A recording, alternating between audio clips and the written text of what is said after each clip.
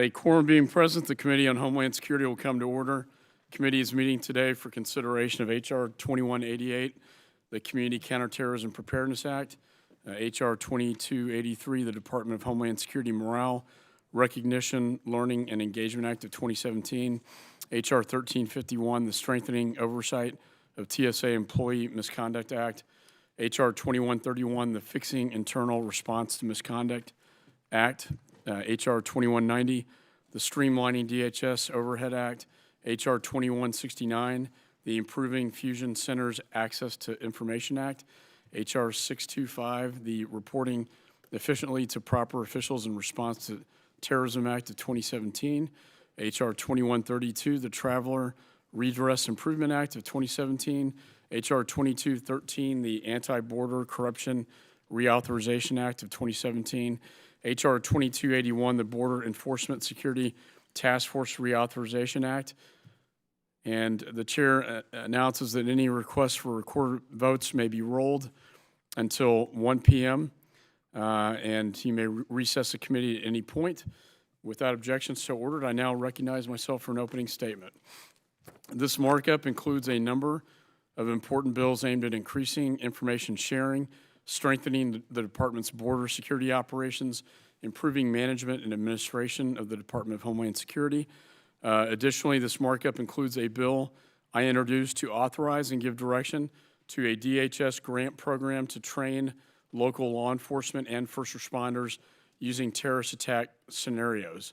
This is very similar to a bill that passed the House overwhelmingly last Congress, and I'm hopeful members will join me in support of it today. The chair now recognizes the ranking member.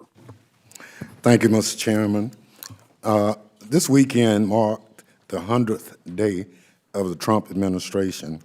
As much as we would like there to be a sense of normalcy, like holding today's markup, we cannot ignore that there is nothing normal about the state of our nation. It is not normal for the president's advisors to be the subjects of an FBI counterintelligence investigation.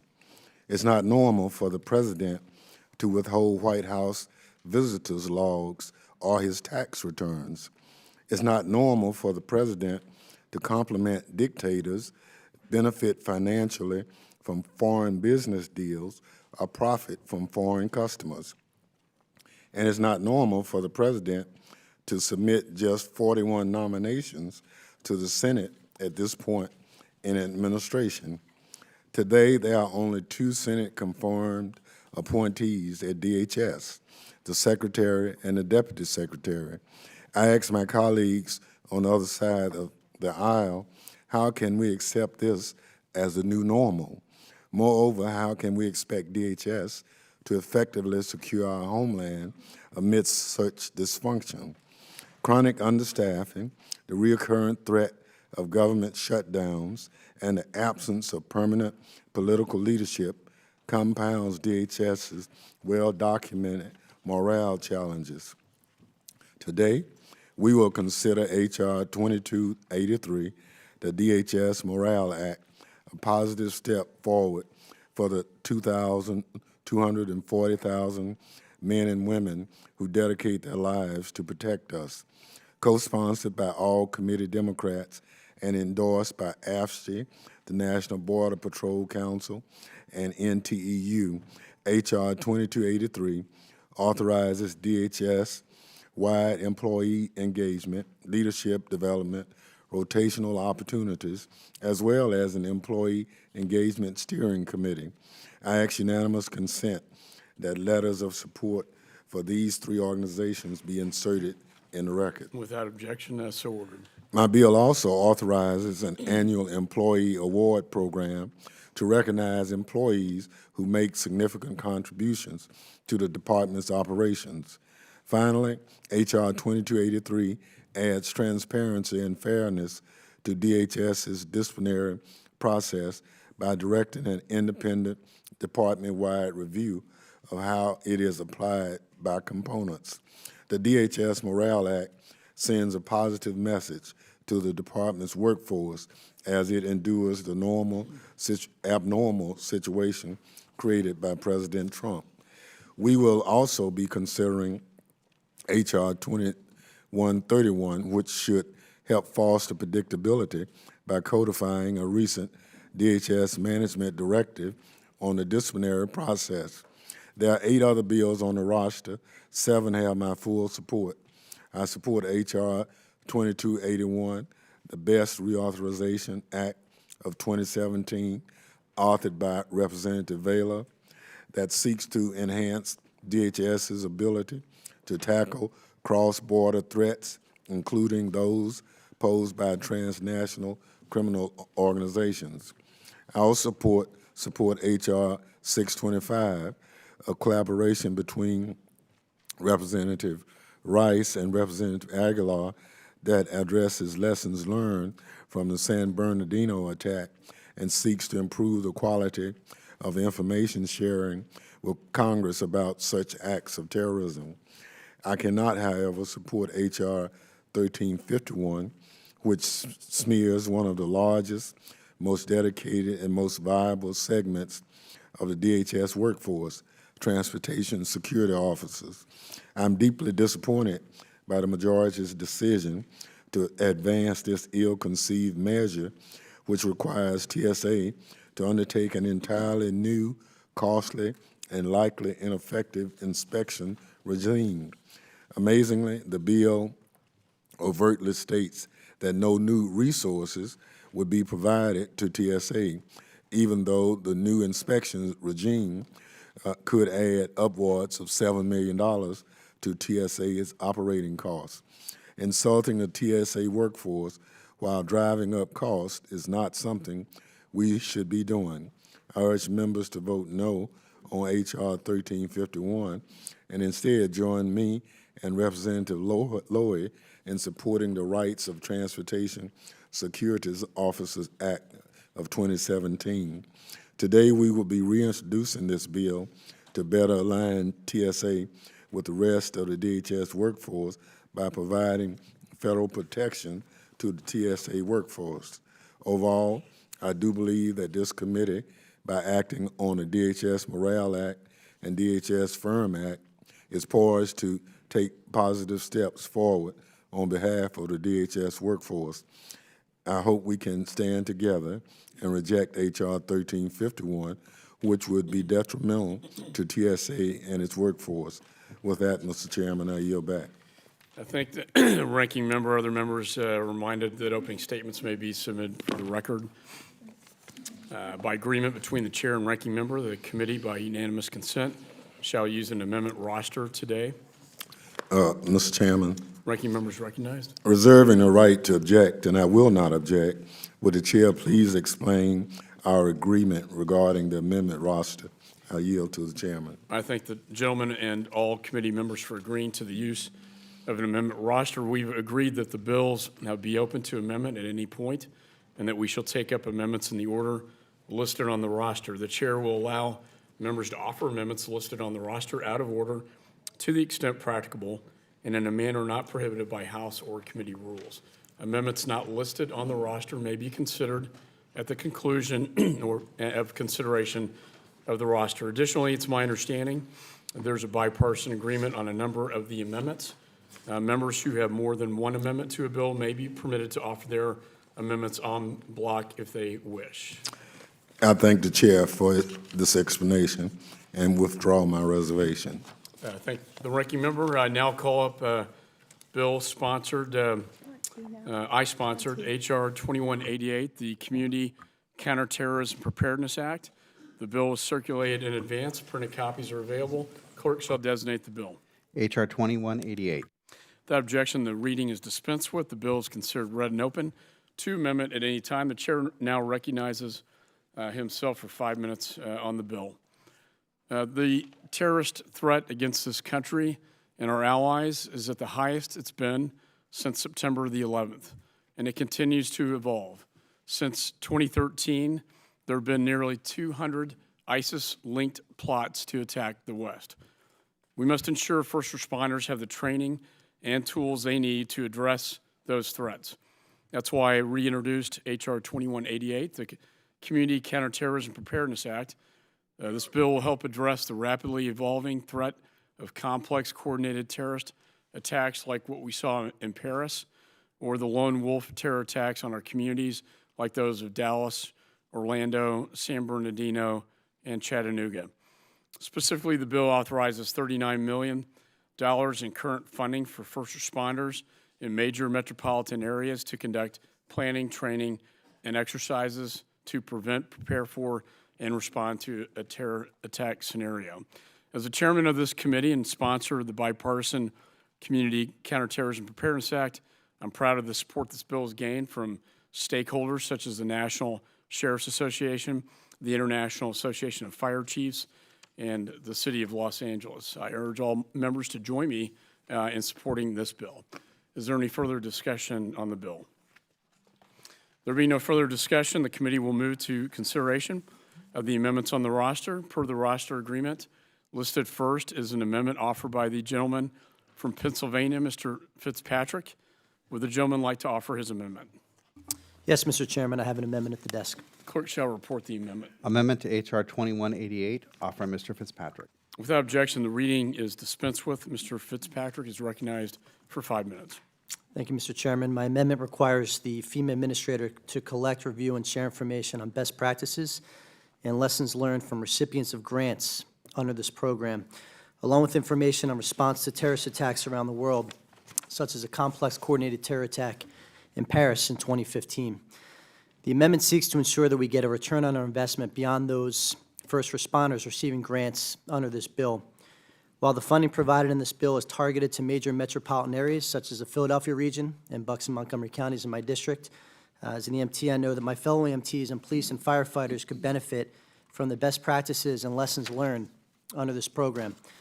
Mr. Chairman, as you noted in your statement, the terrorist threat facing our communities continues to evolve. We must ensure our first responders know what they're facing and are prepared to respond. This amendment and the underlying bill will further ensure that the federal government is providing first responders with this information and the resources needed to respond to terror attacks. And I urge all members of the committee to support this amendment that will provide our first responders with vital information so they can take the necessary steps to prevent, prepare for, and respond to these attacks. I yield back the balance of my time. Gentleman yields back. Is there any further discussion on the amendment? There being no further discussion, the question now occurs on the amendment offered by Mr. Fitzpatrick. All those in favor signify by saying aye. Aye. All those opposed signify by saying no. In the opinion of the chair, the ayes have it, and the amendment is agreed to. Per the roster agreement, listed next is an amendment offered by the gentleman from New Jersey, Mr. Payne. Would the gentleman like to offer his amendment? Yes, Mr. Chairman, I have an amendment at the desk and wish to offer it at this time. The clerk shall report the amendment. Amendment to H.R. 2188, offered by Mr. Payne. Without objection, the reading is dispensed with. The gentleman is recognized for 5 minutes. Thank you, Mr. Chair. Over the past decade, we have seen tragic attacks take place in a church in Charleston, an Orlando nightclub, which I visited the site, a downtown Dallas, an office park in San Bernardino, and on a college campus in Ohio. Law enforcement and first responders are on the front lines of preparing for and responding to these kinds of attacks. It is critical that they have access to and exercises to do their job effectively. The most effective planning and exercises, however, must include non-law enforcement partners who would be involved in the response. My amendment ensures that a variety of partners, from mass gathering venue operators to educational institutions to places of worship, are included in exercises that inform response plans and the training funded under the grant program authorized by H.R. 2188. I urge my colleagues to support the amendment, and I yield back the balance of my time. Gentleman yields back. Is there any further discussion on the amendment? There being no further discussion, the question now occurs on the amendment offered by Mr. Payne. All those in favor signify by saying aye. Aye. All those opposed signify by saying no. In the opinion of the chair, the ayes have it, and the amendment is agreed to. There are no more amendments listed on the roster. Are there any further amendments to the bill? There being no further amendments, the question now occurs on agreeing to the bill. H.R. 2188 as amended. All those in favor signify by saying aye. Aye. All those opposed signify by saying no. In the opinion of the chair, the ayes have it, and the bill is agreed to. Question now occurs in reporting the bill H.R. 2188 as amended to the House with a favorable recommendation. All those in favor signify by saying aye. Aye. All those opposed signify by saying no. In the opinion of the chair, the ayes have it, and the motion is agreed to. Without objection, the motion to reconsider is laid on the table. Staff is authorized to make any technical and conforming changes. I now call up H.R. 2283, the Department of Homeland Security Morale, Learning, and Engagement Act of 2017. The bill was circulated in advance and printed copies are available. The clerk shall designate the bill. H.R. 2283. Without objection, reading is dispensed with. Bill is considered read and open to amendment at any point. The gentleman from Mississippi, Mr. Thompson, is recognized for 5 minutes. Thank you, Mr. Chairman.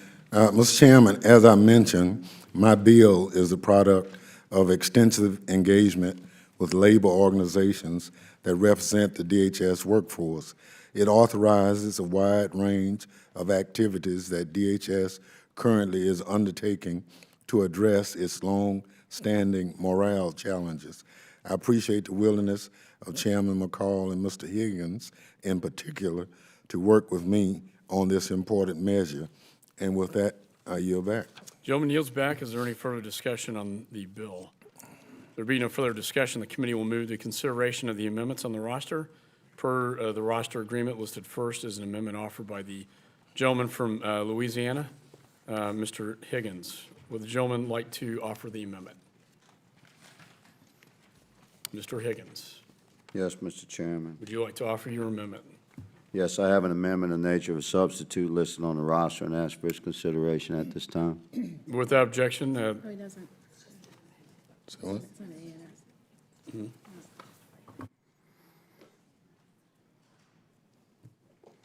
are we okay? Without objection, so ordered. The clerk shall report the en bloc amendment. An en bloc amendment offered to H.R. 2283 offered by Mr. Higgins. Without objection, reading is dispensed with. Mr. Higgins is recognized for 5 minutes. Mr. Chairman, my amendments offered in block seek to improve the ranking member's legislation by creating a 5-year sunset provision for the Employee Engagement Steering Committee, by ensuring that a wide variety of DHS employees, including those in the field, are included in the Employee Engagement Steering Committee, and by replacing the requirement for an outside audit of the implementation of DHS misconduct policy with the requirement that the Comptroller General utilize a similar ongoing Inspector General review to assess the consistency in the application of such policy, and for the Undersecretary of Management to implement a plan to correct any identified deficiencies. Mr. Chairman, I applaud the ranking member's initiatives to tackle this issue with this legislation and urge passage of my amendments in his bill. The gentleman yields back. Any further discussion? There being no further discussion, the question now occurs in the en bloc amendment offered by Mr. Higgins. All those in favor signify by saying aye.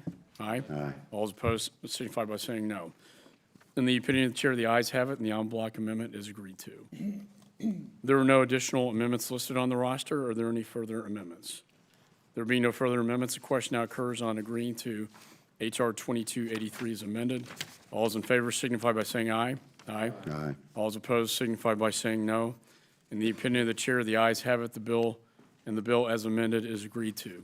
Question now occurs on reporting H.R. 2283 as amended to the House with a favorable recommendation. All those in favor signify by saying aye. Aye. All those opposed signify by saying no. In the opinion of the chair, the ayes have it, the motion is agreed to. Without objection, the motion to reconsider is laid on the table. Staff is authorized to make any technical and conforming changes. I now call up H.R. 1351, the Strengthening Oversight of TSA Employee Misconduct Act and Discharge the Subcommittee on Transportation and Protective Security from further consideration. The bill was circulated in advance and printed copies are available. The clerk shall designate the bill. H.R. 1351. Without objection, reading is dispensed with. Bill is considered read and open. An amendment in the nature of a substitute has been offered by the gentleman from Pennsylvania, Mr. Perry, does the gentleman wish to offer his amendment? Yes, Mr. Chairman, I have an amendment in the nature of a substitute listed on the roster and ask for its consideration at this time. Clerk shall report the amendment. Amendment in the nature of substitute to H.R. 1351. Without objection, reading is dispensed with. The amendment in the nature of a substitute shall be considered base text for purposes of amendment. This amendment was noticed in compliance with committee rules. Chair recognizes the gentleman from Pennsylvania for 5 minutes. Chair, thanks, correction. I thank the Chair for his indulgence, and I think it's important to provide some context for this amendment. In July 2016, the Oversight and Management Efficiency Subcommittee and the Transportation Security Subcommittee released findings from a 6-month-long joint investigation into TSA's efforts to address employee misconduct. This report made numerous recommendations to improve management of employee misconduct at TSA based on robust data, dozens of conversations with whistleblowers, and many briefings with officials from TSA, DHS, the OIG, GAO, TSA's union, and the Office of Special Counsel. This legislation is well informed by numerous stakeholders. Here are the facts of our investigation. Egregious misconduct occurs across all levels of TSA and is growing, yet TSA's investigations into internal misconduct and the resulting penalties have decreased. Specifically, we found the following. TSA employees' misconduct grew by almost 29% from fiscal year 2013 through 2015. 35% of airports experienced increased numbers of allegations, some having nearly 40 times the number of allegations than in fiscal year 2013. In terms of the types of misconduct that are growing, we saw significant increases in areas related to integrity and ethics and disruptive behavior, including sexual misconduct. Neglect of duty, allegations nearly doubled during this period. Failing to follow instructions, allegation increased by 17%. There are examples of airport screeners facilitating drug and human smuggling and sexually assaulting travelers, and a deputy federal security director promoting a subordinate with whom he had a romantic relationship, among numerous others.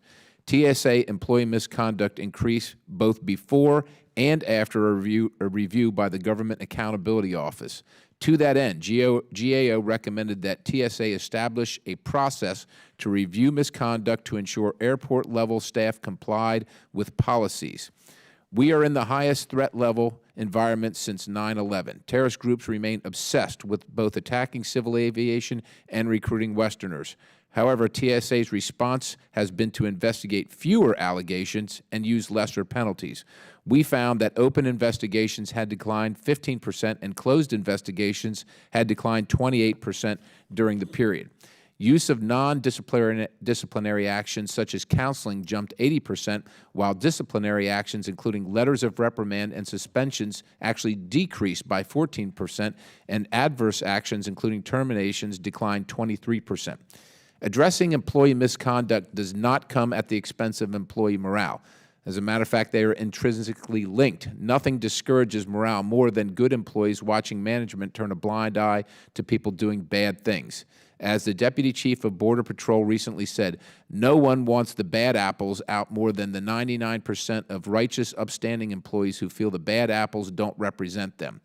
Numerous whistleblowers, both current and former TSA employees, to the committee reporting that TSA managers retaliated against them for identifying misconduct. This underscores the need for an inspection program as a safeguard to ensure discipline is consistent with TSA policy and not at the whim of certain individuals. Finally, the nonpartisan congressional watchdog, the GAO, recommended in July 2013 that the TSA administrator establish a process to conduct reviews of misconduct cases to verify that TSA staff at airports are complying with policies and procedures for adjudicating employee misconduct. TSA conducted one review in November 2014 but has taken no action since. This legislation simply follows through on the GAO's recommendation. The ANS incorporates the suggestions from the TSA. Specifically, it provides additional time to complete the required inspections, allows for the administrator to extend the inspection period for an additional year, providing he justifies such decisions to the committee, ensures the TSA does not unnecessarily duplicate inspections by requiring coordination with other offices, and removes the definition of misconduct to ensure there isn't a conflict with existing law. At this time, I applaud the actions of the various witnesses and organizations involved in this effort and respectfully ask for my colleagues' support. With that, I yield back, Mr. Chairman. Gentleman yields back. Is there any further discussion on the amendment in the nature of a substitute? Yes, Mr. Chairman. Ms. Rice is recognized. Thank you, Mr. Chairman. The amendment in the nature of a substitute to H.R. 1351, Strengthening Oversight of TSA Employee Misconduct Act, requires TSA to establish an unannounced inspection program to review TSA's handling of employee misconduct at airports. This bill sends the wrong message and smears the TSO workforce. There is no evidence that the TSO workforce is more likely to engage in misconduct than other federal workers. So why are they being singled out, especially on a day when we are considering legislation to address misconduct throughout DHS? The TSO workforce has been effective at protecting the flying public since federalization of their duties following the terrorist attacks of 9/11. The workforce as the face of TSA are the DHS employees the public is most likely to encounter. Congress should stand with the over 44,000 TSOs instead of perpetuating unproven myths born out of misunderstandings of TSA's procedures and authority. Amongst government agencies, TSA consistently ranks near the bottom for best places to work, ranking 303 out of 305, most recently in 2016. At a time when TSA is struggling to maintain staffing and prevent long wait times, singling out the TSA workforce in this way is counterproductive and will only compound TSA's notoriously low workforce morale. Thank you, Mr. Chairman. I yield back. Gentlelady yields back. Is there any further discussion on the amendment? Mr. Rogers is recognized. Thank you, Mr. Chairman. I support Mr. Perry's legislation that puts in place common sense quality control to ensure TSA's disciplinary policies and code of conduct are enforced consistently across airports. TSA needs to hold everyone to a high standard of conduct and be consistent. Mr. Perry's bill will put in place an important control to uphold the integrity of TSA personnel and thereby make the traveling public safer. I urge my colleagues to support this legislation. I yield back. Gentleman yields back. Any further discussion on the amendment? Ms. Watson-Coleman is recognized. Thank you, Mr. Chairman. I feel that this bill focuses on the wrong people. This committee needs to get its priorities straight.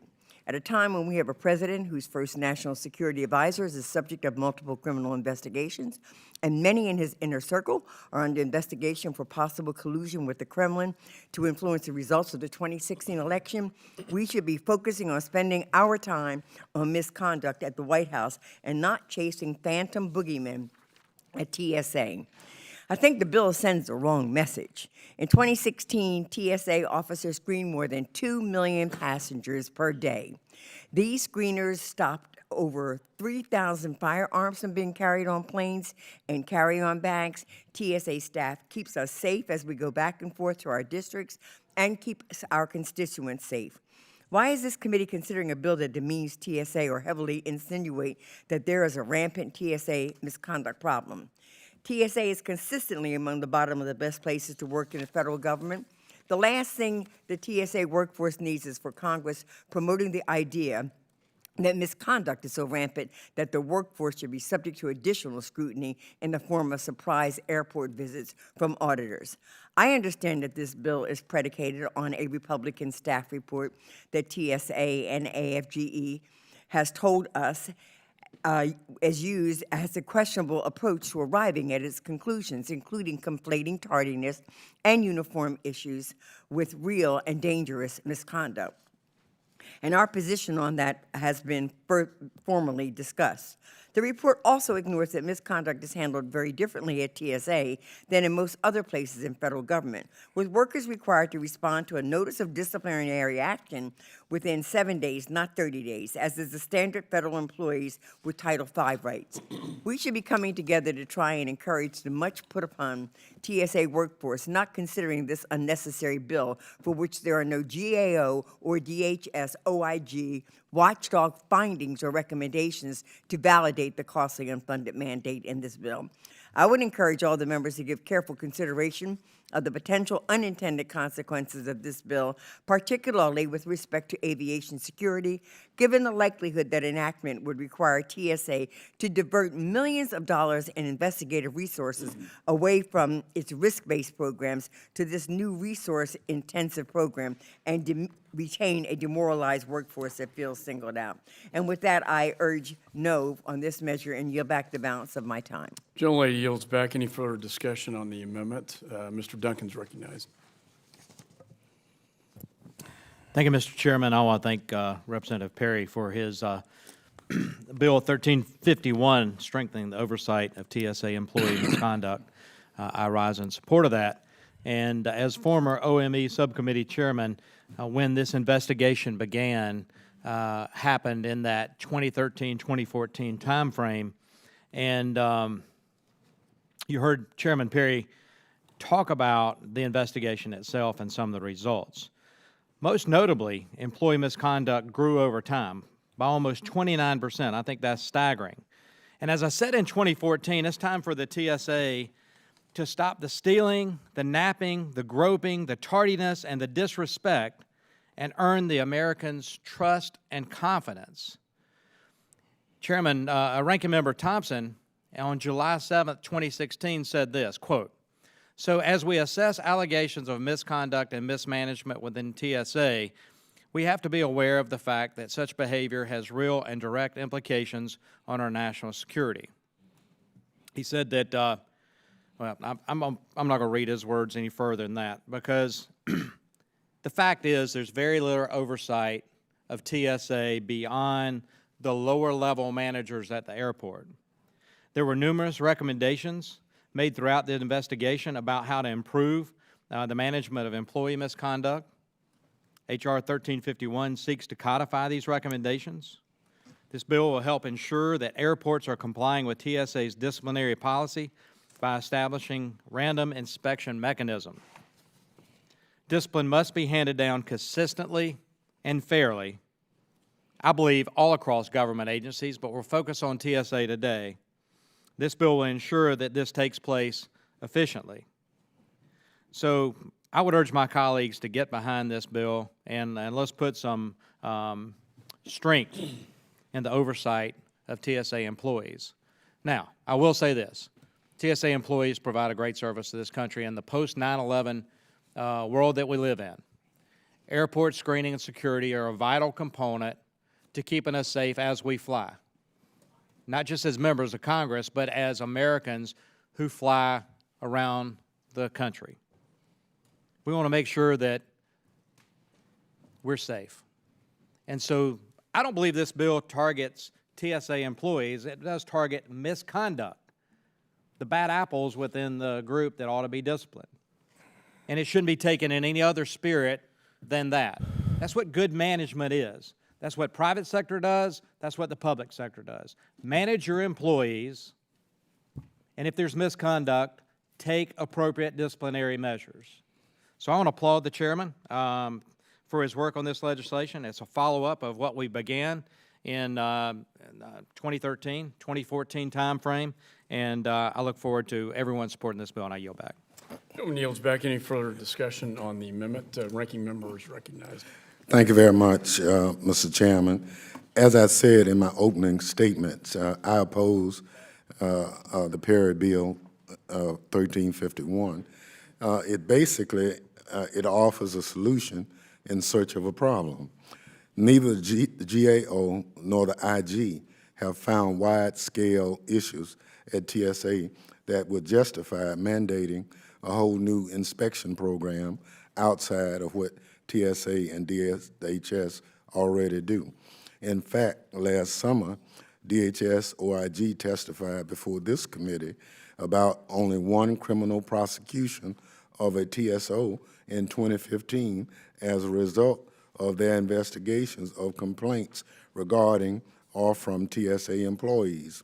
While the fact that cases are abhorrent, one prosecution hardly justifies subjecting the entire 44,000 TSO workforce to a new murky oversight scheme.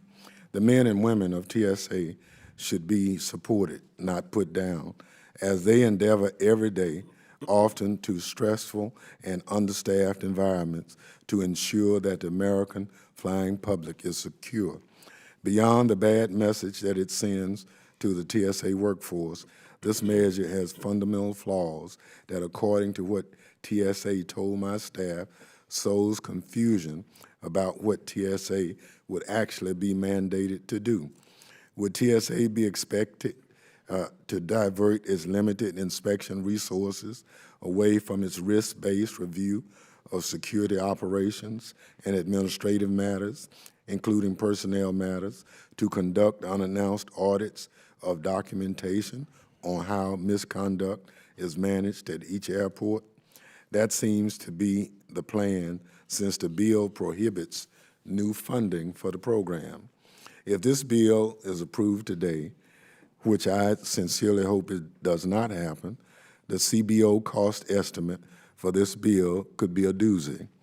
TSA told us that it would cost between $7.5 million and $10.5 million for TSA to run this new program. My final point is that this bill not only ignores that there are already robust procedures in place at TSA, DHS, and the OIG to carry out oversight of its misconduct is handled, but also ignores the next bill on the roster, DHS Firm Act. That measures direct DHS headquarters to establish an oversight process to track how components handle misconduct. I'd like to enter into the record the TSA 2016 misconduct data. Without objection, so ordered. And with that, urge opposition to H.R. 1351. Gentleman yields back. Any further discussion? Mr. Payne is recognized. Thank you, Mr. Chairman.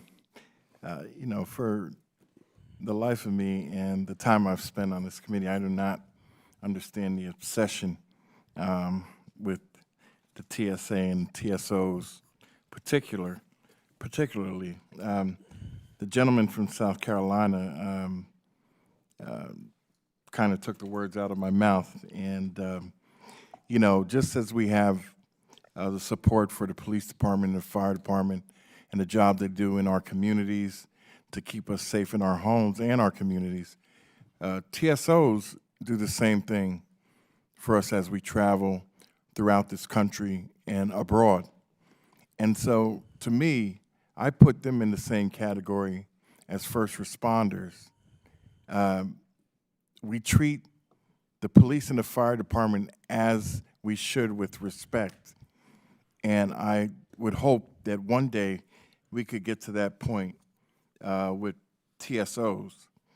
At best, this 1351 is redundant. The bill ignores that there are already robust procedures in place at TSA to carry out oversight of how misconduct is handled.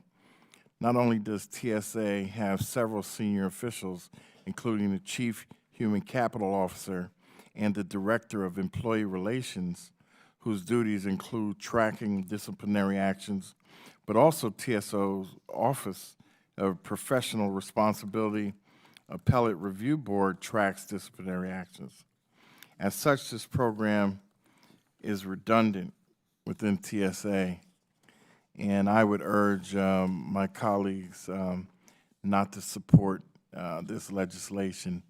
I just, once again, for the life of me, do not understand why TSA and TSOs have become such a whipping boy for this committee, and I yield back. Gentleman yields back. Any further discussion on the amendment? Mr. Correa. Thank you, Mr. Chairman. This bill ignores that there are already robust procedures in place at TSA to carry out oversight of how misconduct is handled. As such, this program, I believe, is redundant. Gentleman yields back. Any further discussion on the amendment? There being no further discussion of the amendment in the nature of a substitute, the committee will move to consideration of any other amendments. There are no additional amendments listed on the roster. Are there any further amendments to the amendment in the nature of a substitute? There being no further amendments, the question now occurs on agreeing to the amendment in the nature of a substitute to H.R.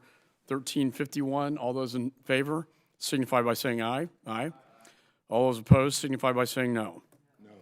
In the opinion of the chair, the ayes have it. The amendment in the nature of a substitute is agreed to. A recorded vote has been requested. According to the chairman's previous announcement, this vote will be postponed until 1 p.m. I now call up H.R. 2131, the Fixing Internal Response to Misconduct Act. The bill was circulated in advance. Printed copies are available. The clerk shall designate the bill. H.R. 2131. Without objection, reading is dispensed with. Bill is considered read and open. An amendment in the nature of a substitute has been offered by the gentleman from Louisiana, Mr. Higgins. Does the gentleman wish to offer his amendment? Yes, Mr. Chairman, I have an amendment in the nature of a substitute listed on the roster, and I ask for its consideration at this time. Clerk shall report the amendment. Amendment in the nature of a substitute to H.R. 2131 offered by Mr. Higgins. Without objection, reading is dispensed with. The amendment shall be considered base text for purposes of amendment. The amendment in the nature of a substitute was noticed in compliance with the committee rules. The chair now recognizes the gentleman from Louisiana for 5 minutes.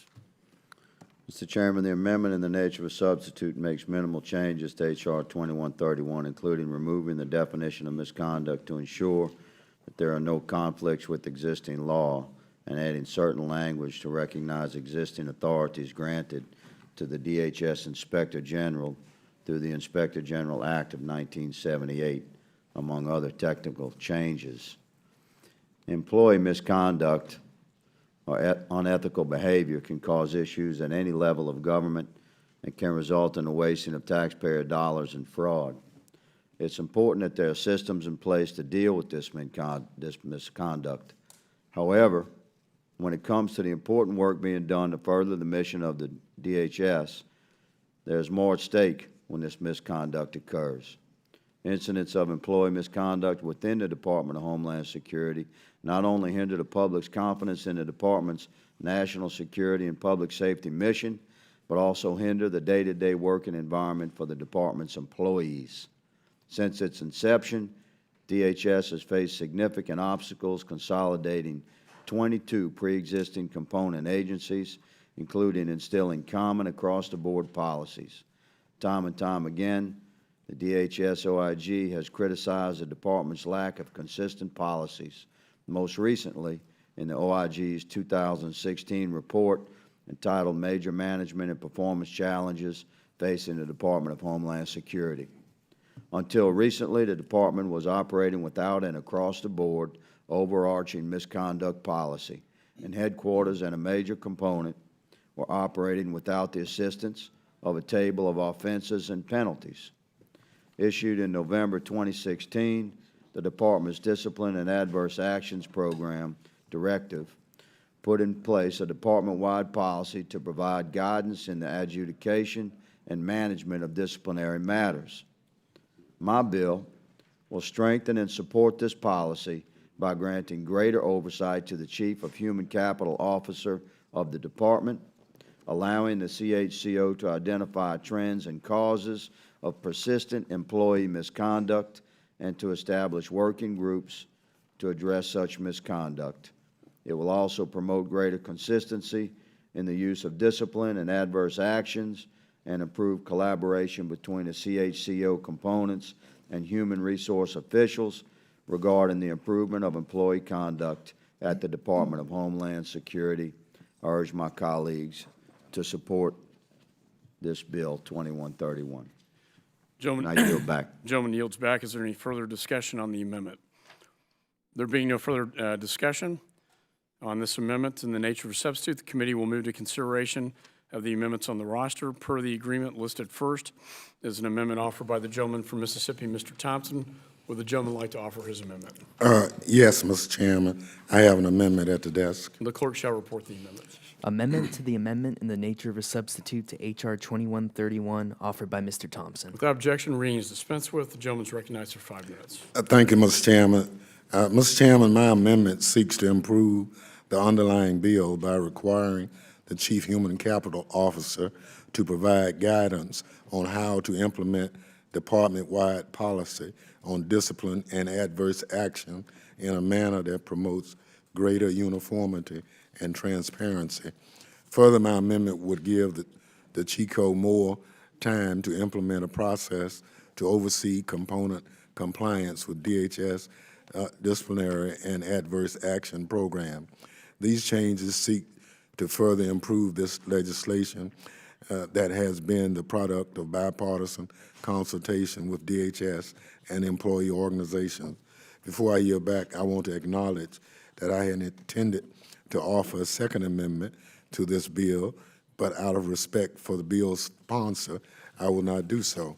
My amendment would have modified the short titles of the bill, which I believe gives a misimpression of both the degree to which misconduct occurs within DHS, 240,000 workforce, and the degree to which DHS has policies and programs in place.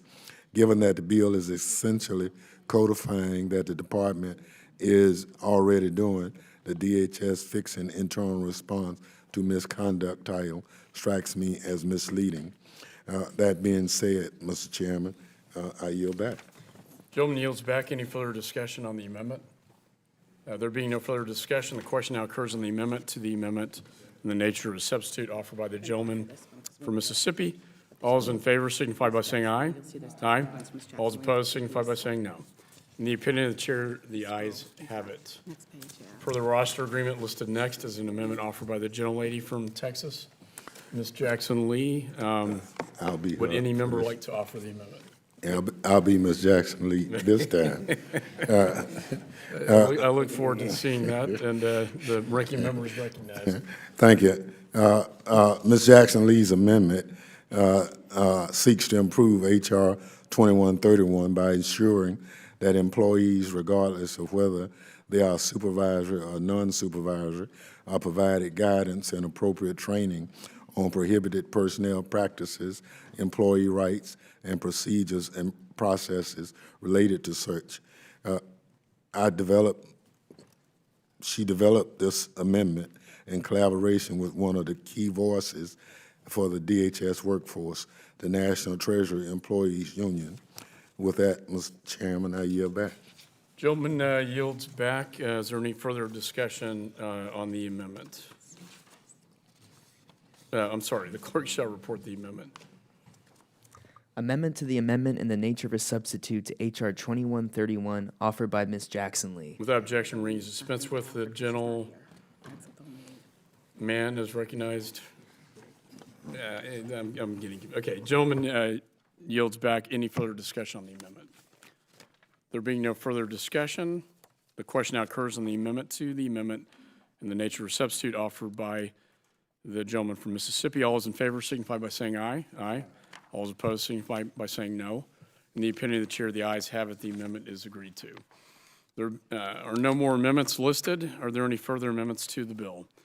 There being no further amendments, the question now occurs on agreeing to the amendment in the nature of substitute to H.R. 2131 as amended. All those in favor signify by saying aye. Aye. All those opposed signify by saying no. In the opinion of the chair, the ayes have it, and the bill is agreed to. Question now occurs on reporting H.R. 2131 as amended to the House with a favorable recommendation. All those in favor signify by saying aye. Aye. All those opposed signify by saying no. In the opinion of the chair, the ayes have it. The motion is agreed to. Without objection, the motion reconsiders laid on the table. Staff is authorized to make any technical and conforming changes. I now call up H.R. 2190, the Streamlining DHS Overhead Act. Bill is circulated in advance. Printed copies are available. The clerk shall designate the bill. H.R. 2190. Without objection, reading is dispensed with. Bill is considered read and open to amendments. Gentleman from Florida, Mr. Rutherford, is recognized for 5 minutes. Chair McCall and Ranking Member Thompson, thank you for the opportunity to consider my bill, H.R. 2190, which would enable greater efficiency and potentially significant cost savings of the Department of Homeland Security. Each year, DHS spends roughly $2 billion to occupy more than 100 million square feet of leased and owned properties throughout the United States. However, The offices in the same geographic area rarely co-locate or coordinate property decisions, causing a bloated and costly real estate footprint. With a heavy reliance on lease space, a lack of flexibility workspace models, and a failure to co-locate components, DHS is missing out on opportunities for significant cost savings. My bill would help DHS better plan for their property needs. It would require the development of regional strategies that focus on co-locating and consolidating leases and square footage. Further, my bill would give the Undersecretary for Management additional oversight tools that ensure the DHS real property portfolio is managed holistically to improve efficiency and effectiveness. Mr. Chairman, this is really just common sense.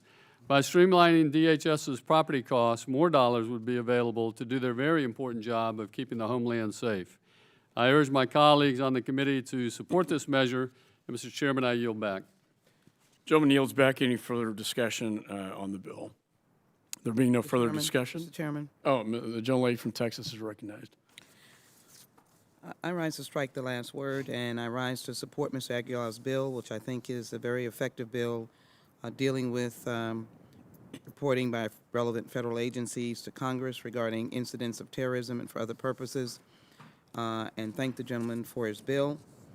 At the same time, I want to acknowledge and thank Mr. Thompson for submitting the Jackson Lee Amendment on the previous bill of Mr. Higgins. And The gentlelady, we're on the Rutherford bill, not the Aguilar, just for clarification.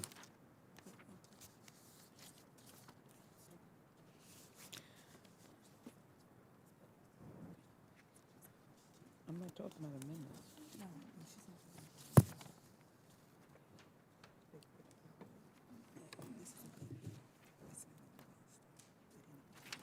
This is not on the roster.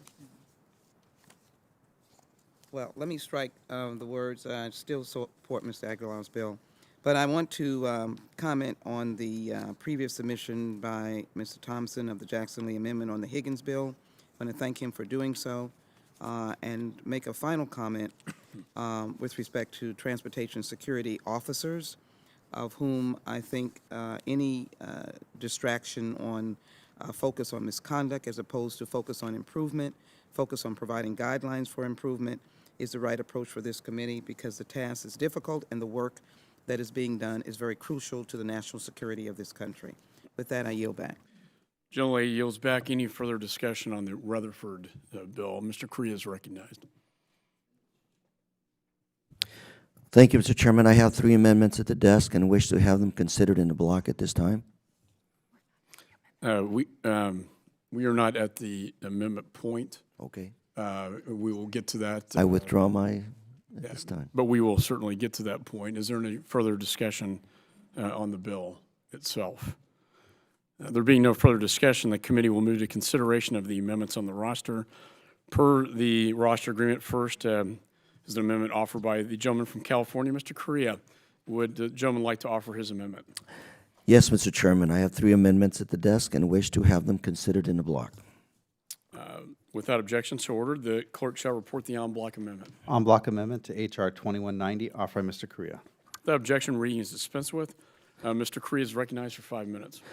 Thank you, Mr. Chairman. My first amendment seeks to improve the bill by making sure that the second 5-year real property strategy is consistent with the changes in the DHS operations that have resulted from the first 5-year strategy. Second amendment adds oversight to the bill by requiring the Inspector General to review both the first and second 5-year strategies to assess their impact on the department's ability to effectively manage its real property facilities and implement such strategies across the department. And finally, my third amendment adds a requirement that Chief Facilities and Logistics Officer provide tactical and transactional service for the department that adjusts the frequency that regional property managers submit data related to underutilized space. Altogether, these amendments make a number of improvements to a very, very good bill. With that, I yield my time back, sir. Gentleman yields back. Any further discussion on the en bloc amendment? There being no further discussion, the question now occurs on the en bloc amendment offered by Mr. Correa. All those in favor signify by saying aye. Aye. All those opposed signify by saying no. In the opinion of the chair, the ayes have it, and the en bloc amendment is agreed to. There are no other amendments listed on the roster. Are there any other amendments to the bill? Hearing none, the question now occurs on agreeing to the bill H.R. 2190 as amended. All those in favor signify by saying aye. Aye. All those opposed signify by saying no.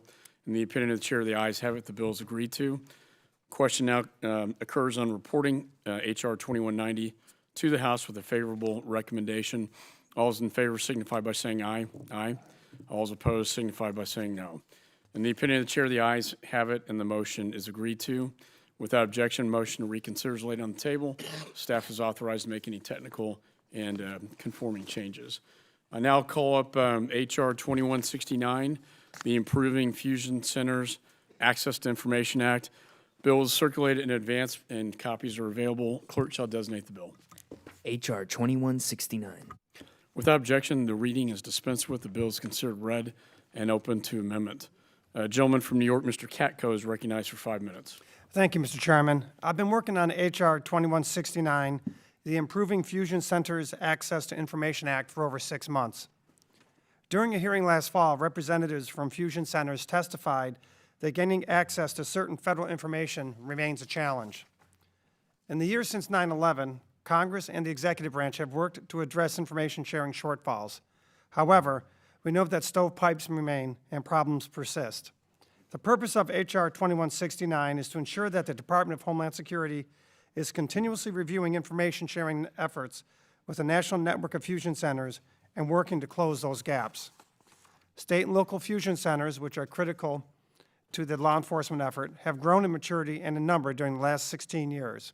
There are now 78 fusion centers within the national network. As the network has matured, fusion centers have become a significant conduit for sharing terrorism, homeland security, and criminal information with federal, state, local, tribal, and territorial partners. Current law requires the Secretary of Homeland Security to, quote, provide operational and intelligence advice, end quote, quote, support efforts to include fusion centers into efforts to establish an information sharing environment, end quote, and, quote, serve as a point of contact to ensure the dissemination of information within the scope of the information sharing environment, end quote. Despite these existing requirements, I have found that the Department does not regularly assess if fusion centers have access to necessary information or databases held by other federal agencies.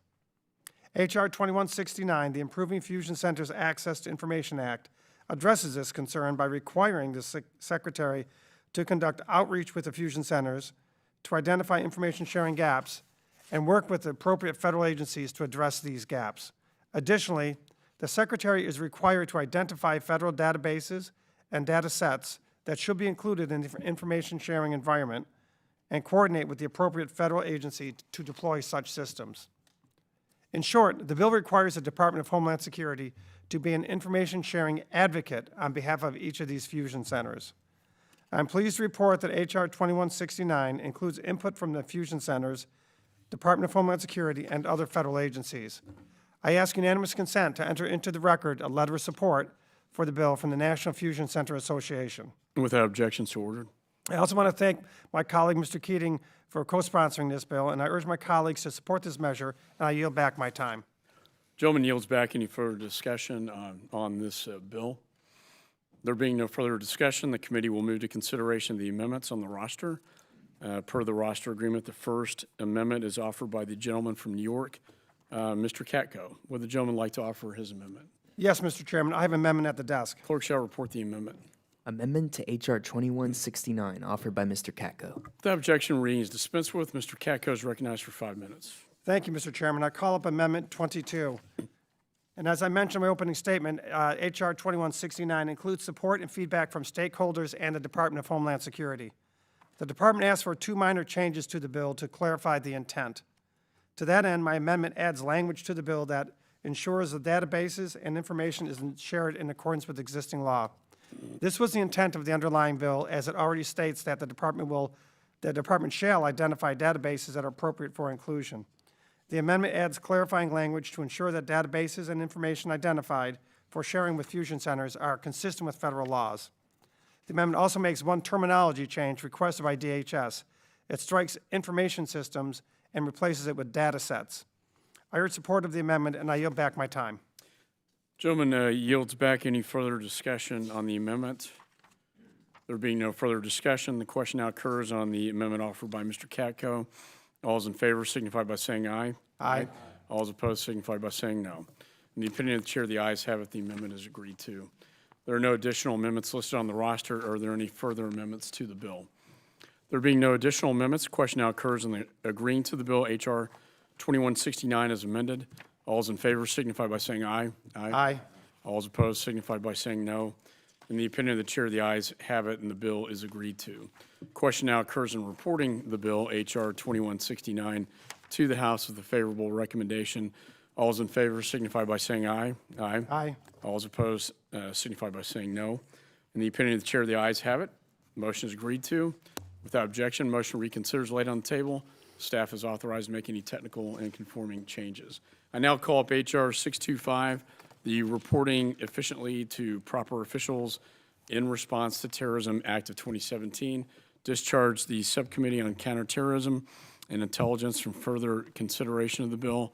The bill was circulated in advance and printed copies are available. The clerk shall designate the bill. H.R. 625. Without objection, reading is dispensed with. Bill is considered read and open to amendment at any point. The amendment, an amendment in the nature of substitute, has been offered by the gentlelady from New York, Ms. Rice. Does the gentlelady wish to offer her amendment? Mr. Chairman, I have an amendment in the nature of a substitute at the roster, and I ask for its consideration at this time. Clerk shall report the amendment. Amendment in the nature of a substitute to H.R. 625, offered by Ms. Rice. Without objection, reading is dispensed with. The amendment in the nature of a substitute shall be considered base text for purposes of amendment. It was noticed to committee members in compliance with the rules. Chair now recognizes the gentlelady from New York for 5 minutes. Thank you, Mr. Chairman. Mr. Chairman, I am pleased to offer this amendment in the nature of a substitute to H.R. 625, the Reporting Efficiently to Proper Officials in Response to Terrorism Act of 2017, which was introduced by Mr. Aguilar of California. This reporting requirement creates an important oversight process for Congress that will help keep us informed about the facts and response efforts during and after terrorist incidents, such as the mass shooting in San Bernardino in December of 2015. In the event of an act of terrorism on American soil, this bill requires the Department of Homeland Security, in coordination with the Department of Justice, the FBI, and the National Counterterrorism Center, to submit to Congress an unclassified after-action report, which may also be accompanied by a classified annex. This report will outline the facts related to the act of terrorism and identify any national security policy changes or recommendations that could prevent such attacks in the future. And in order to protect the integrity of any ongoing investigations or prosecutions, the congressional notification can be waived if it could potentially compromise or interfere with any ongoing terrorism investigations. This committee and the entire Congress have a responsibility to conduct consistent oversight of the events that unfold during and after a terrorist attack, and to act on any recommendations that could prevent such attacks in the future. This reporting notification will help us fulfill that responsibility by promoting more effective communication and collaboration between relevant federal partners and lawmakers. I urge my colleagues to support this bipartisan legislation, and I yield back. Gentlelady yields back. Any further discussion on the amendment? There being no further discussion of the amendment in the nature of substitute, the committee now moves to consideration of the amendments to the amendment in the nature of a substitute. There are no amendments listed on the roster. Are there any amendments to the amendment? There being no amendments, the question now occurs on agreeing to the amendment in the nature of a substitute to H.R. 625. All those in favor signify by saying aye. Aye. All those opposed signify by saying no.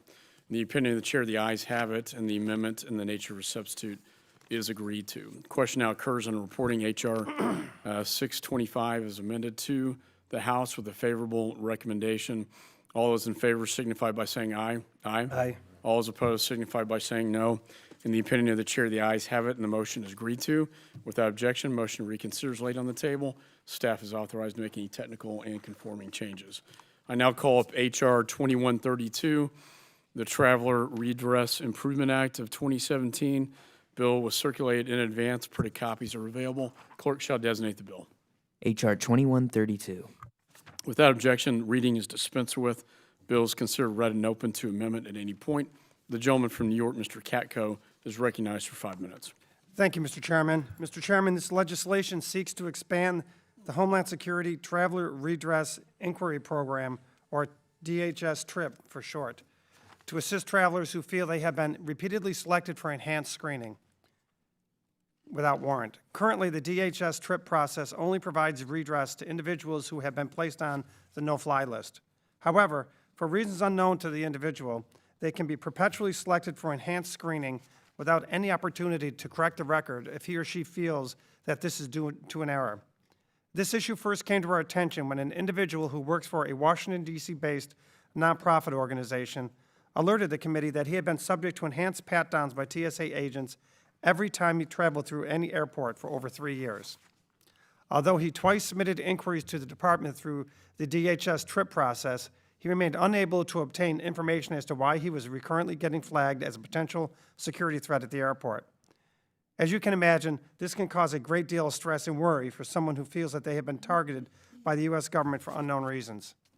After continued prodding of TSA by my subcommittee staff, this individual, a U.S. citizen, was cleared by DHS and is now able to travel hassle-free.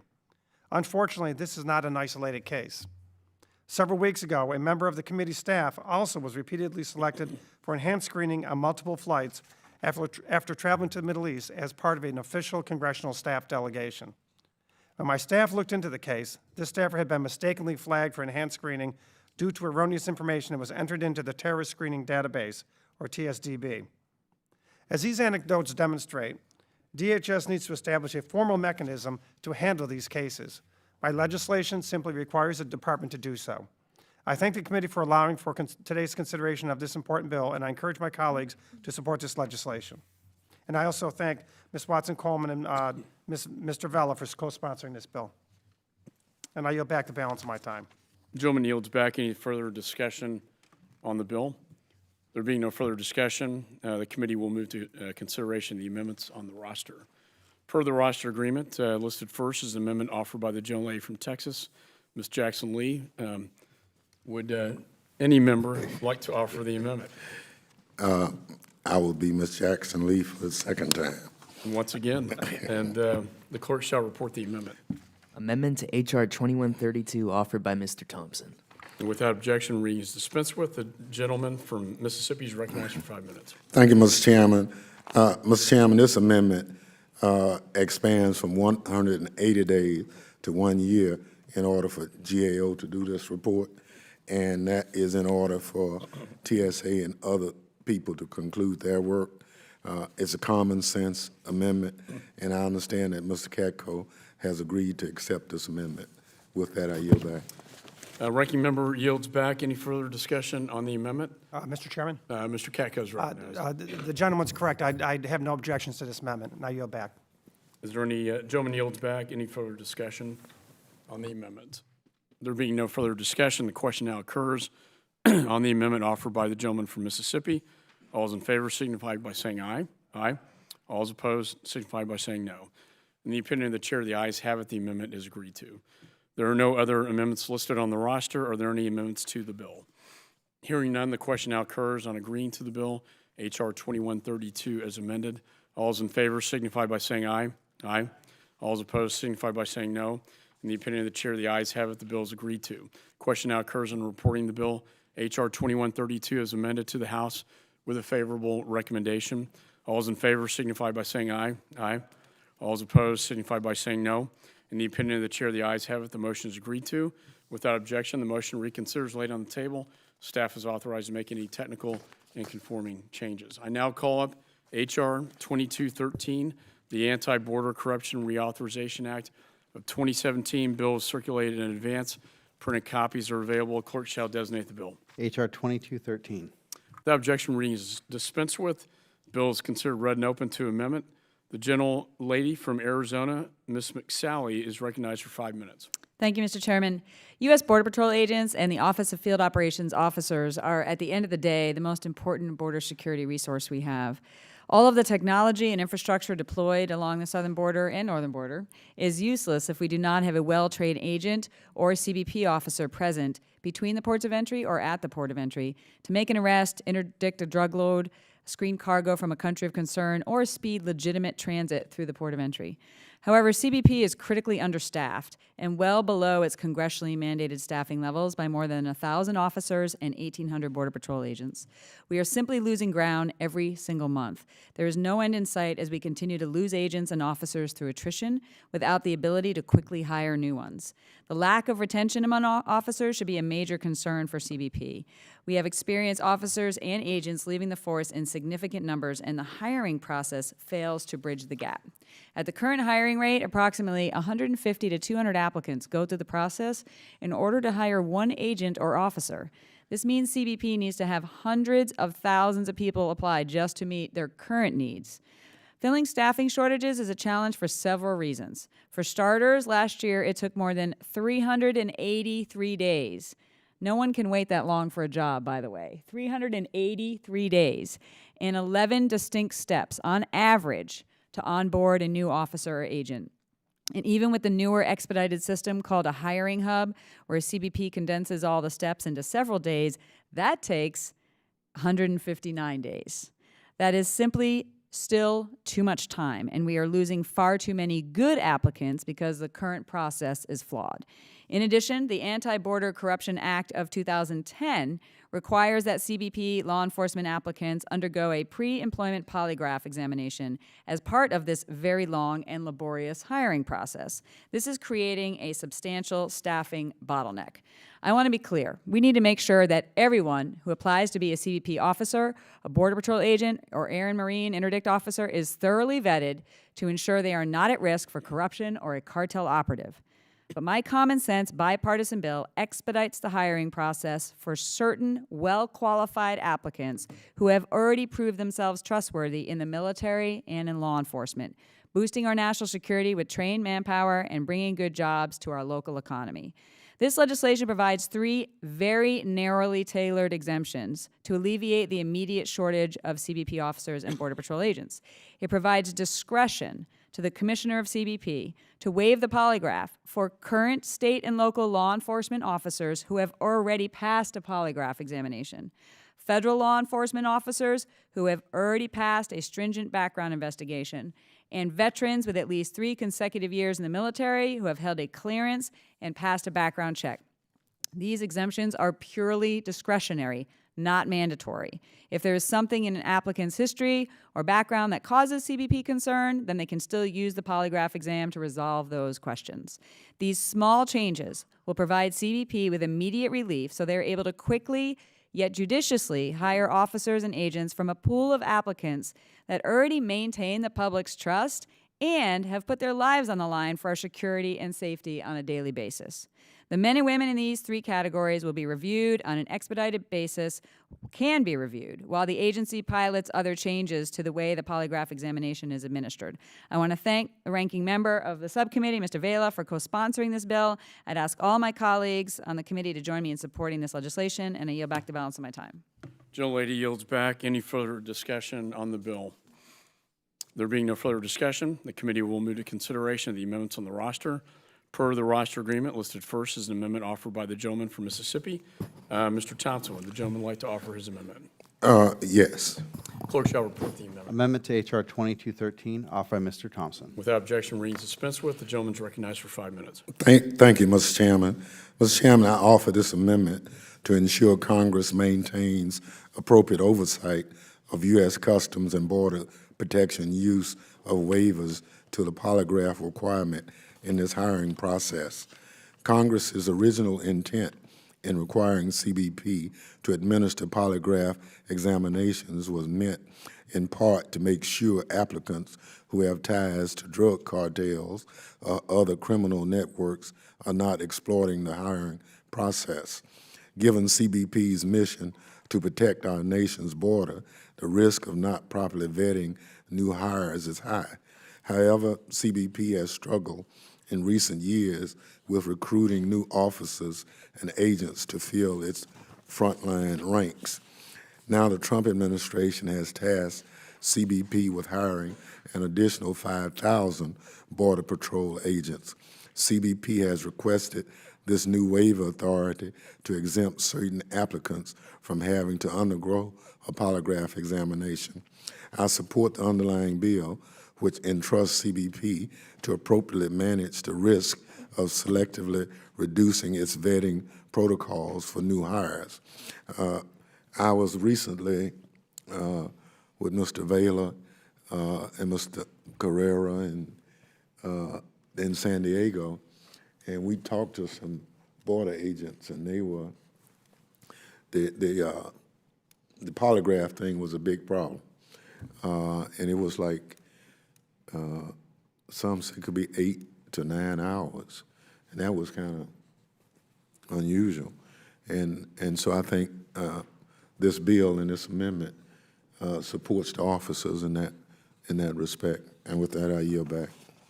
Gentleman yields back. Any further discussion on the amendment? There being no further discussion, the question now occurs on the amendment offered by the gentleman from Mississippi. All those in favor signify by saying aye. Aye. Aye. All those opposed signify by saying no. In the opinion of the chair, the ayes have it, and the amendment is agreed to. There are no other amendments listed on the roster. Are there any other amendments to the bill? Hearing none, the question now occurs on agreeing to the bill H.R. 2213 as amended. All those in favor signify by saying aye. Aye. All those opposed signify by saying no. In the opinion of the chair, the ayes have it, and the bill is agreed to. Question now occurs on reporting the bill H.R. 2213 as amended to the House with a favorable recommendation. All those in favor signify by saying aye. Aye. All those opposed signify by saying no. In the opinion of the chair, the ayes have it. The motion is agreed to. Without objection, the motion to reconsider is laid on the table. Staff is authorized to make any technical and conforming changes. I now call up the last bill for this markup, H.R. 2281, the Border Enforcement Security Task Force Reauthorization Act of 2017. Bill was circulated in advance. Printed copies are available. Clerk shall designate the bill. H.R. 2281. Without objection, reading is dispensed with. Bill is considered read and open to amendment. The gentleman from Texas, Mr. Vela, is recognized for 5 minutes on the bill. Thank you, Mr. Chairman. The context of this bill is a good time for me to thank the chairman and ranking member for your support in efforts to have the former governor of Tamaulipas, Tomas Yarrington, extradited to the United States. As you may know, thanks to our federal law enforcement, the government of Mexico, and the government of Italy, and particularly the efforts of Homeland Security investigations, the former governor was detained in Florence, Italy. He'd been on the run for quite some time, and the United States and Mexico have now agreed that he should be extradited to the United States. And thank you, the two of you, for your efforts. I have introduced this legislation to reauthorize the Border Enforcement Security Task Force, or the BEST program within the Department of Homeland Security. U.S. Immigration and Customs Enforcement leads 44 BEST units across 16 states within the United States and Mexico. Comprised of members from ICE's Homeland Security Investigations, U.S. Customs and Border Protection, as well as other federal, state, and local law enforcement agencies, each unit jointly investigates criminal activity along the southwest and northern borders and at the nation's major seaports. I believe these units play a critical role in advancing DHS's border security efforts by ensuring all levels of domestic law enforcement are sharing information and leveraging their resources. Those of us representing border districts are well aware that these drug cartels adapt quickly to exploit real or perceived weaknesses in our security. As they shift their criminal operations to new locations along our land borders, smuggle their contraband into the United States through our ports of entry, or utilize maritime routes into this country, DHS must be at the ready to quickly intercept, disrupt, and dismantle these criminal networks. As we heard in testimony during our subcommittee's first hearing, efforts through the BEST program accounted for 3,710 criminal arrests, 991 administrative arrests, and prosecutors obtained 2,248 indictments and 1,923 convictions in fiscal year 2016. This legislation seeks to ensure that DHS continues to use these BEST units to maximum effect. This bill also updates the existing reporting requirement so that Congress is periodically made aware of how effectively BEST units are reducing criminal activity, such as the trafficking of drugs, weapons, and people along our borders. enhancing information sharing among law enforcement partners, coordinating with the department's joint task forces, and generally advancing the DHS's Homeland and Border Security strategic priorities. I thank my colleagues on the Border and Maritime Security Subcommittee who have co-sponsored this legislation, including Chairwoman McSally, and I ask the rest of my colleagues on this committee for their support. With that, I yield back. Gentleman yields back. Any further discussion on the bill? There being no further discussion on the bill, the committee will move to consideration of the amendments on the roster per the agreement listed first as an amendment offered by the gentleman from Florida, Mr. Rutherford. Would the gentleman like to offer his amendment? Yes, Mr. Chairman, I have an amendment at the desk, and I ask for its consideration at this time. Clerk shall report the amendment. Amendment to H.R. 2281, offered by Mr. Rutherford. Without objection, reading is dispensed with. The gentleman is recognized for 5 minutes. Thank you, Mr. Chairman. I would first like to thank my colleague, Mr. Vela, for introducing this important legislation to reauthorize a highly successful DHS program, the Border Enforcement Security Task Forces, otherwise known as BESTs. And based on their geographic location, each BEST responds to appropriate local or regional threat. And of the 44, as mentioned earlier, today's total BEST, 20 are designated by Homeland Security Investigations as having a maritime security focus. By and large, the U.S. Coast Guard provides a critical support to federal, state, and local partners through a majority of the maritime BEST. However, not every maritime BEST is currently benefiting from the Coast Guard support. The Coast Guard is unique in that they are in contact with local mariners and port operators each and every day under their broad federal authorities, giving them critical situational awareness of the maritime domain. Additionally, they are the only DHS component that is an independent member of the intelligence community. These unique traits position the Coast Guard to make significant contributions to maritime BESTs.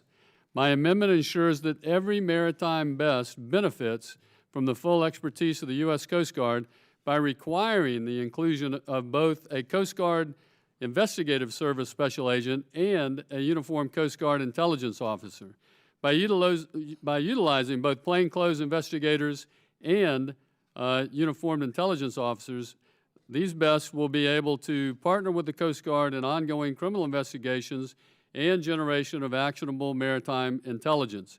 And better yet, the Coast Guard will be able to disseminate the intelligence of other participating BEST agencies to their men and women on the water, furthering the interdiction of illicit maritime activity within Coast Guard's unique jurisdiction, where other federal, state, and local entities may not be able to act. Maritime BESTs are critical instruments of interagency cooperation with, as mentioned earlier, a proven track record of stopping smuggling and trafficking through U.S. ports and along our coast. By mandating Coast Guard participation in maritime BEST, these task forces will be better poised to respond to the illicit flow of drugs, contraband, and people through our ports and waterways by leveraging the Coast Guard's distinctive authorities and skill set. I urge my colleagues to support this amendment, and I yield back, Mr. Chairman. Gentleman yields back. Any further discussion on the amendment? There being no further discussion, the question now occurs on the amendment offered by the gentleman from Florida. All those in favor signify by saying aye. Aye. All those opposed signify by saying no. In the opinion of the chair, the ayes have it. The amendment is agreed to. There are no other amendments listed on the roster. Are there any other amendments to the bill? Hearing none, the question now occurs on agreeing to the bill H.R. 2281 as amended. All those in favor signify by saying aye. Aye.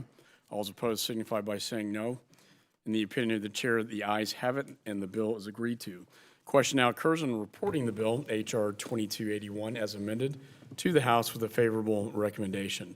All those in favor signify by saying aye. Aye. All those opposed signify by saying no. In the opinion of the chair, the ayes have it, and the motion is agreed to. Without objection, the motion reconsider is laid on the table. Staff is authorized to make any technical and conforming changes. The committee will recess, and as previously announced, will reconvene at 1 p.m. for votes.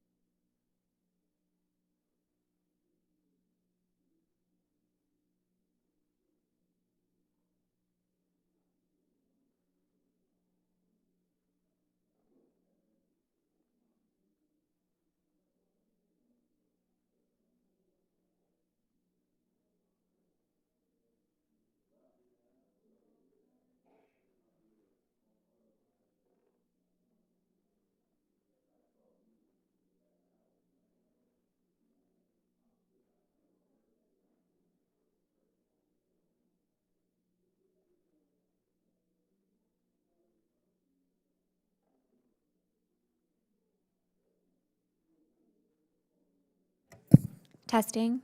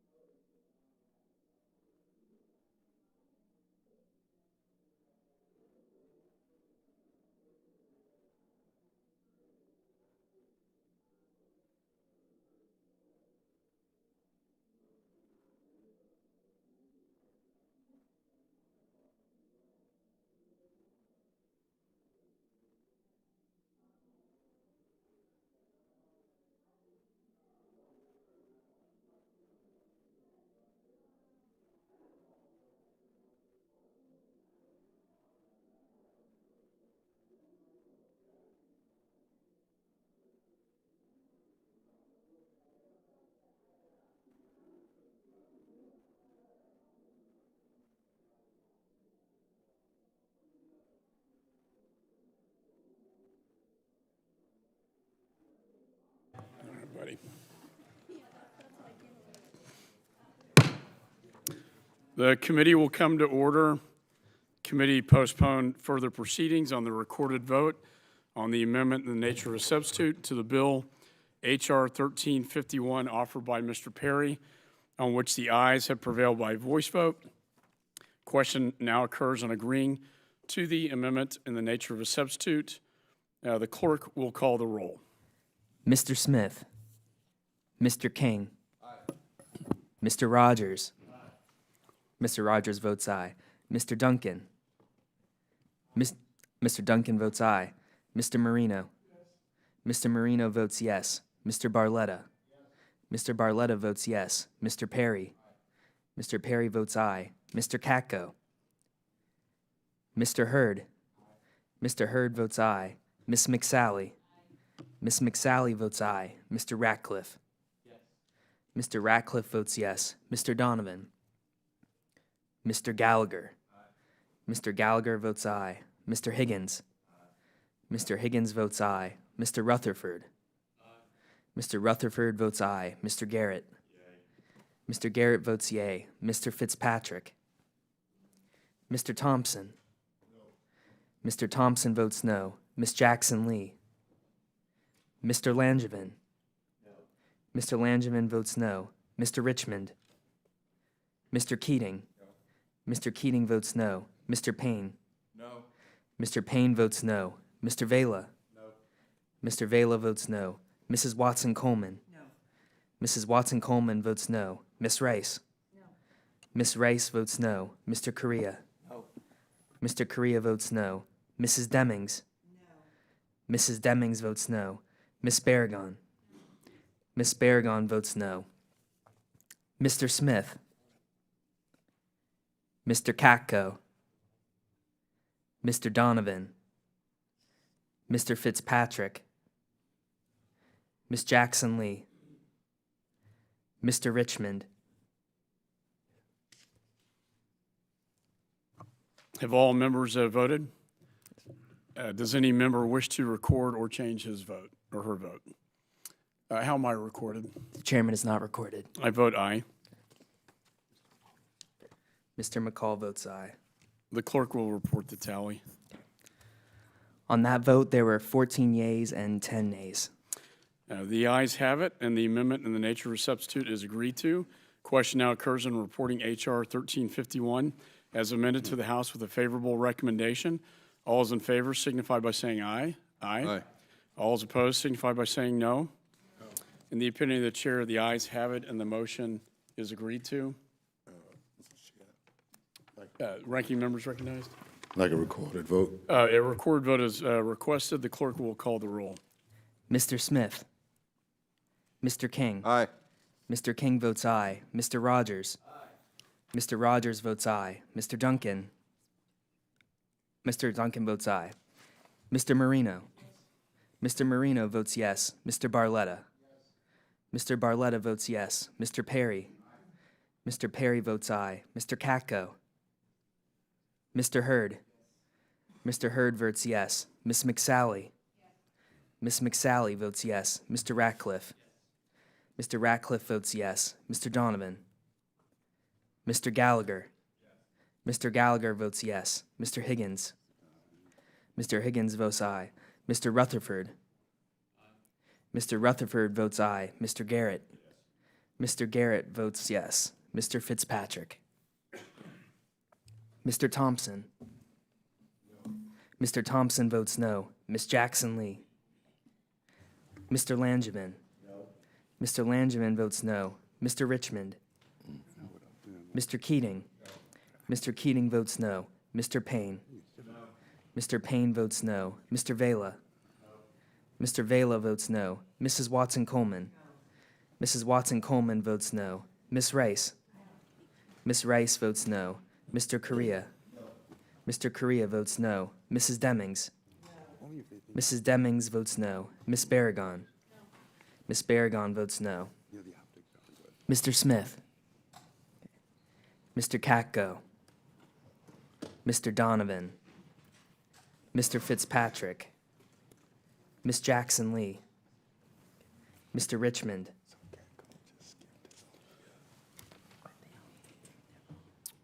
Have all members voted? Does any member wish to record or change their vote? How am I recorded? Chairman is not currently recorded. I vote aye. Mr. McCall votes aye. Clerk will report the tally. On that vote, there were 14 yeas and 10 noes. The ayes have it. The motion to report favorably is agreed to. Without objection, the motion to reconsider is laid on the table, and staff is authorized to make any technical and conforming changes. This concludes the consideration of the bills noticed by the committee for today. Mr. Chairman. Mr. King is recognized. Let me get it here.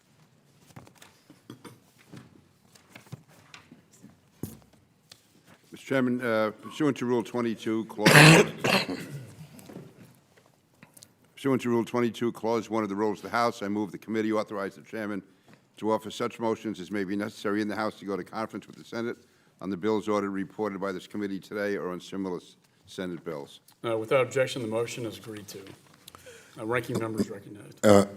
Mr. Chairman, pursuant to House Rule 11, Clause 2L, I ask that members have 2 calendar days to file with the clerk of the committee supplemental, additional, or minority views on each of the bills ordered reported by the committee today. Without objection, so ordered. There being no further business to transact, the committee stands adjourned.